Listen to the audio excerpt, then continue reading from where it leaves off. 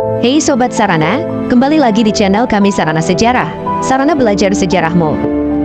Pada video kali ini kita akan membahas tentang sejarah Presiden Indonesia, dari Soekarno hingga saat ini. Mari kita telusuri latar belakang Presiden Indonesia pertama sampai dengan Presiden ke-7 yang pada saat ini sudah dilantiknya Presiden baru ke-8 yaitu Pak Prabowo Subianto.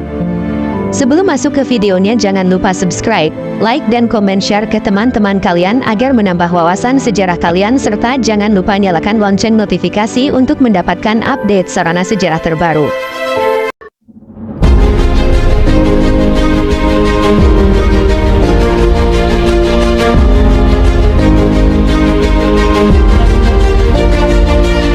Indonesia, negara kepulauan yang kaya akan sejarah.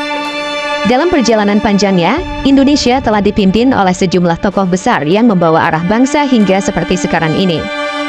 Mari kita simak sejarah Presiden Indonesia dari awal kemerdekaan hingga sekarang. Pembahasan pertama yaitu tentang Presiden pertama. Kita mulai dengan Soekarno, Presiden pertama Republik Indonesia.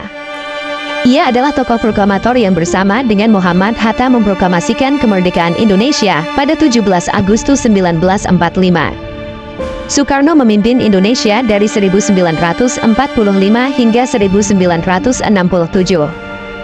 Selama masa jabatannya, Soekarno memperkenalkan konsep Nasakom, nasionalisme, agama, dan komunisme untuk menyatukan beragam elemen bangsa. Namun, situasi politik yang tak stabil dan peristiwa G30S PKI akhirnya membuat Soekarno lengser dari jabatannya. Pembahasan kedua yaitu tentang Presiden kedua setelah Soekarno. Indonesia dipimpin oleh Soeharto, seorang jenderal militer yang menjadi presiden kedua dari tahun 1967 hingga 1998. Di bawah kepemimpinannya, dimulailah era Orde Baru yang dikenal dengan stabilitas politik dan ekonomi, namun juga dikritik karena otoritarianisme dan korupsi yang meluas. Selama 32 tahun, Soeharto berhasil menjaga stabilitas, tetapi krisis ekonomi Asia pada 1997 mengguncang pemerintahannya, yang akhirnya memaksa Soeharto mengundurkan diri pada tahun 1998. Pembahasan ketiga yaitu tentang Presiden ketiga setelah lengsernya Soeharto, B.J. Habibie, wakil presiden saat itu, menjadi presiden ketiga. Habibie dikenal sebagai presiden transisi yang memperkenalkan sejumlah reformasi, termasuk kebebasan pers dan demokratisasi. Namun, masa kepemimpinannya singkat, hanya 1 tahun dari 1998 hingga 1999. Pembahasan keempat yaitu tentang Presiden keempat Abdurrahman Wahid atau yang akrab dipanggil Gus Dur, memimpin Indonesia dari 1999 hingga 2001. Gus Dur terkenal dengan upayanya dalam memperjuangkan pluralisme dan demokrasi. Namun, konflik internal dan ketidakstabilan politik menyebabkan masa jabatan Gus Dur berakhir lebih cepat setelah digantikan oleh Megawati Soekarno Putri. Pembahasan kelima yaitu tentang Megawati Soekarno Putri, Putri Soekarno, menjadi presiden kelima Indonesia. Masa kepemimpinannya berlangsung dari 2001 hingga 2004. Meskipun ada beberapa tantangan ekonomi, Megawati berhasil memimpin transisi yang stabil setelah masa reformasi. Pembahasan ke-6 yaitu tentang Presiden ke-6 Indonesia, Susilo Bambang Yudhoyono, atau SB, adalah presiden pertama yang dipilih langsung oleh rakyat dalam pemilu 2004. SB memimpin Indonesia selama 2 periode, dari 2004 hingga 2014.